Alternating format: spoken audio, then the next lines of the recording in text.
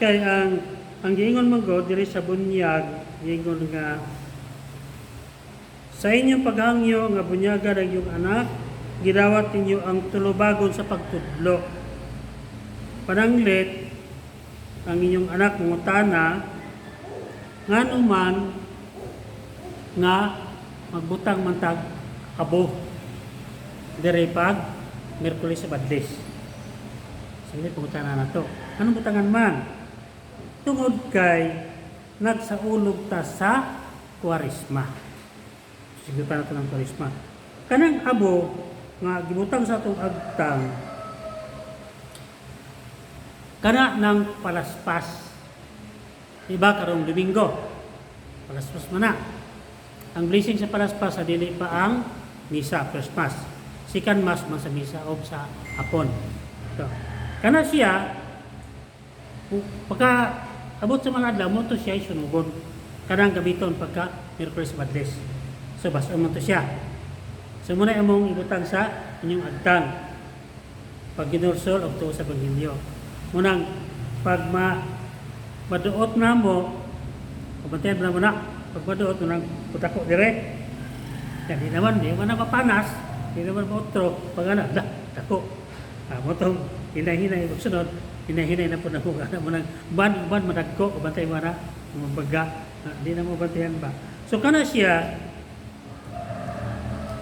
muna'y palaspas nga, anak-anak nga, gamit na mo. Asa man na mabasa sa Biblia. Anong gabuhat ng taana?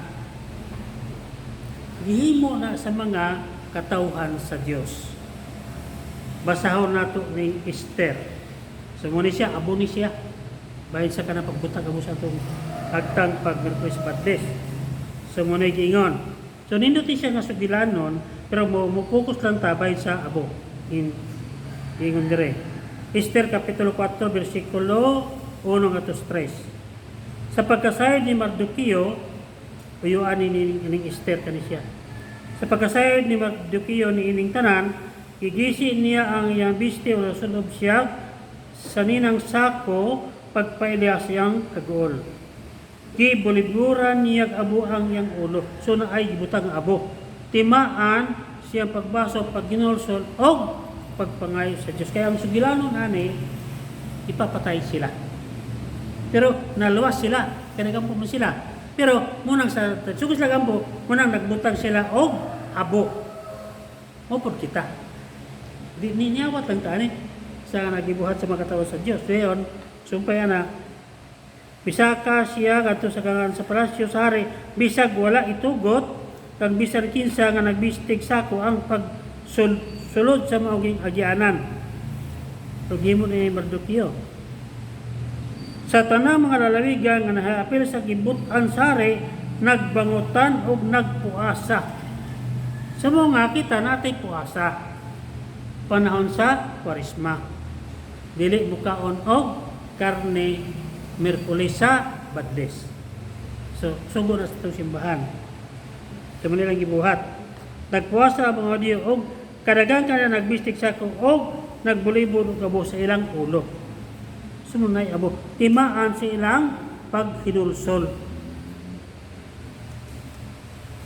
So dagatang mabasa ani, pero katulad sa itong kutloon, dayon dirita sa sugo ni Kristo sa New Testament o Testament ng ganina. Ang giingon ni Kristo diri sa Panginoon sa Mateo Kapitulo 11 versikulo 21. Yun siya.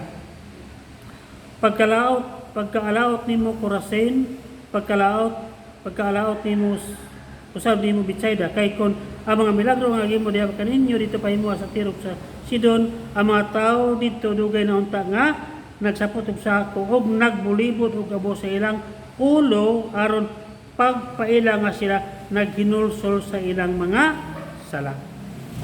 So sa ito sa giingon ni Kristo,